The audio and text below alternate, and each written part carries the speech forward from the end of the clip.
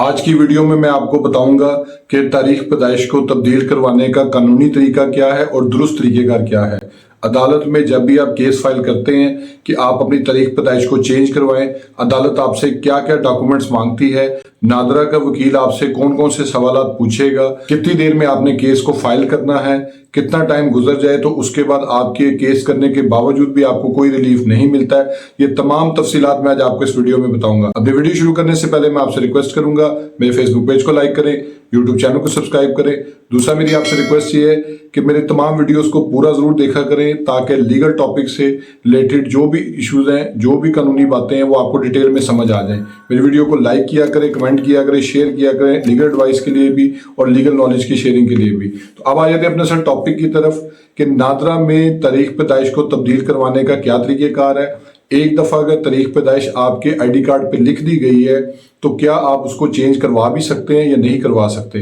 तो सबसे पहले मैं आपको ये बात बता दूं कि अगर एक बंदे ने अपना जब शनाख्ती कार्ड बनवाना होता है तो उसको कौन कौन से डॉक्यूमेंट्स जो है वो नादरा के पास लेके जाने पड़ते हैं। उसमें नंबर 1 पे आपका बर्थ सर्टिफिकेट होता है, नंबर 2 पे आपका जो है वो बे फॉर्म होता है। अब बे फॉर्म का जो नंबर होता है वही आपका आईडी कार्ड नंबर बनता है बाद में।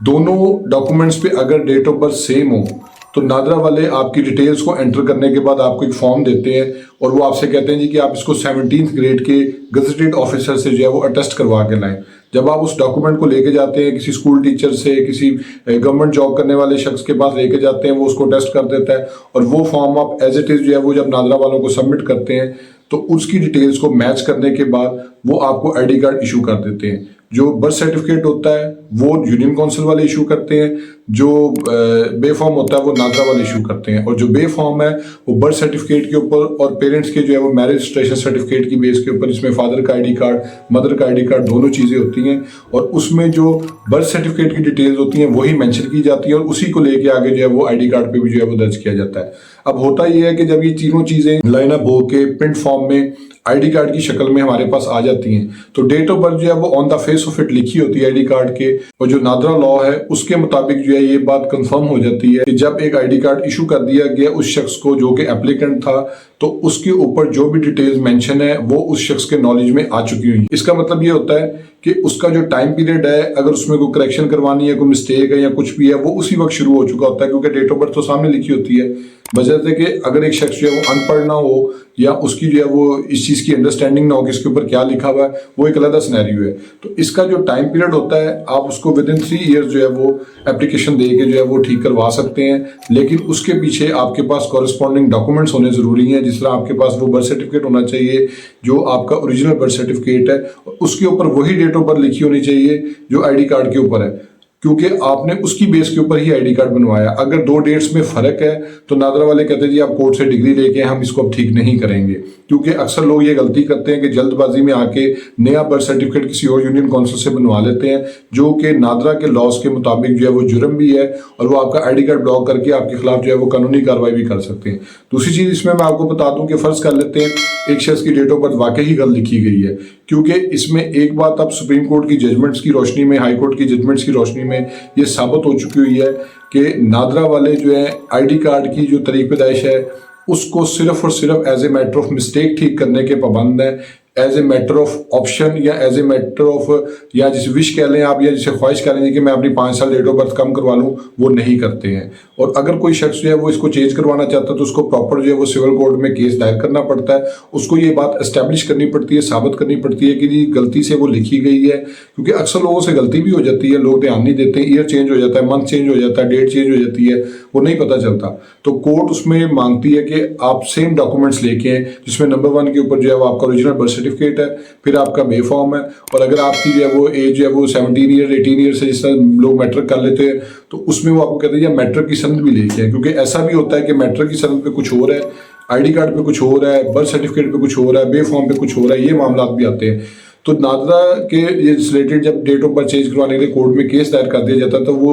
नादरा का जो लॉयर है उसको बाकायदा तौर पे कंटेस्ट करता है और वो ये कहता है कि अपना जो है वो जवाब जमा करवाएंगे, हम वकालतनामा जमा करवाएंगे, और वो उस केस को कंटेस्ट करता है। कंटेस्ट करने के लिए जैसे ही वो अपना वकालतनामा देते हैं, नादरा को लॉयर आके अटेंडेंस लगवाता है आपके केस में। और इसकी जो नादरा कोर्ट्स हैं वो पूरे पाकिस्तान में अलग कोर्ट्स हैं, होते वो सिविल जजेस हैं, लेकिन वो सिर्फ नादरा के केसेस को डील कर रहे होते हैं। और विद इन 90 डेज जो है वहां से जवाब आना होता है। 90 डेज के अंदर अंदर जवाब आ जाता है, और अगर वो ना आए तो कोर्ट उनका जो है वो राइट स्टॉक ऑफ कर देती है, लेकिन 99% से ज्यादा केसेस में वो जवाब आ जाता है। अब जब नादरा का जवाब जमा होता है कोर्ट के अंदर, उस जवाब के अंदर 3-4 चीजें होती हैं। नंबर 1 पे आपके बर्थ सर्टिफिकेट की कॉपी, नंबर 2 पे आपके बे फॉर्म की कॉपी, नंबर 3 पे आपके उस फॉर्म की कॉपी जो आपने आईडी कार्ड बनते वक्त जो है वो नादरा को जमा करवाया था, और जो कि 17th ग्रेड के ऑफिसर से जो है वो गेजेटेड ऑफिसर से जो है वो अटेस्टेड था। अब ये तीनों डॉक्यूमेंट जब आते हैं, उसकी रोशनी में जो है वो नादरा का लॉयर फिर उसको जवाब तैयार करता है, और वो जवाब जो है ना वो सबमिट कर देता है। अब कोर्ट जो है वो दोनों केस चीज़ों को देखती है, आपके केस को देखती है, फिर आपके जो है वो नादरा का जो जवाब है उसको देखती है। फिर उसमें अगर ये चीज़ सामने आ जाती है कि जी जो कुछ इन्फॉर्मेशन आईडी कार्ड पे लिखी गई है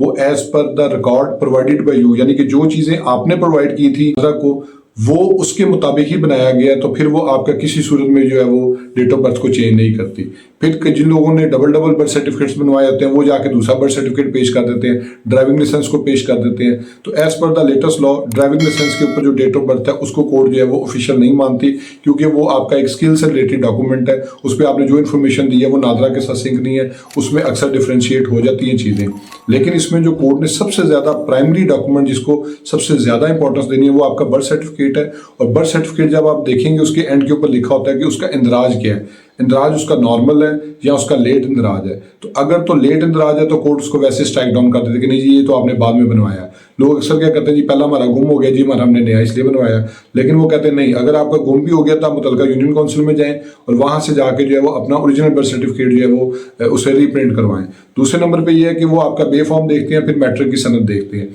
अब इनमें से जितना पहले का डॉक्यूमेंट आपका एक्यूरेट होगा, साथ और कि आपका ओरिजिनल बर्थ सर्टिफिकेट मौजूद है जिसपे वो डेट ऑफ बर्थ लिखी हुई है जो आप करवाना चाह रहे हैं, तो उस सूरत में जो है वो कोर्ट उसको कर देगी। लेकिन अगेन उसमें फिर बात वही आ जाती है 3 साल के अंदर अंदर केस दायर होना चाहिए। और उसमें फिर एक प्रॉब्लम जो सबसे ज्यादा आती है, कोर्ट उसमें देखती है कि बंदे का एजुकेशन लेवल क्या है। अगर एक शख्स पढ़ा लिखा जो बज़ाहिर नजर आता है, जो नाम जानता है, अपना लिखना जानता है, पढ़ना जानता है, साइन करना जानता है, कोर्ट उसमें भी जो है वो केसेस को अक्सर डिस्कार्ड कर देती है, क्योंकि उनको पता होता है कि ये शख्स तो पढ़ चुका था, इसको पता था कि इसके आईडी कार्ड पे क्या लिखी है डेट, ये 2 साल बाद आया या 2.5 साल बाद आया, तो वो कोर्ट उसको एंटरटेन नहीं करती है। लेकिन इस सूरत में एक चीज़ और बड़ी काबिल जिक्र है, वो ये है कि इसका जो टाइम पीरियड है वो 6 माह भी लग जाते हैं, 8 माह भी लग जाते हैं, कभी कभी 1-1 साल भी लग जाता है पूरे केस के ट्रायल के अंदर। कोर्ट्स जो है वो डेट ऑफ बर्थ को जो है वो आपकी ख्वाहिश के मुताबिक अब चेंज नहीं करती। उसकी बहुत बड़ी वजह जो है वो ये है कि लोगों ने जो है वो जॉब्स के लिए अप्लाई करना होता है, फॉरेन जॉब्स के लिए अप्लाई करना होता है, शादियों से रिलेटेड मामला आते हैं, तो लोगों ने जो है वो बहुत ज़्यादा एप्लीकेशंस कोर्ट्स में देना शुरू कर दी थी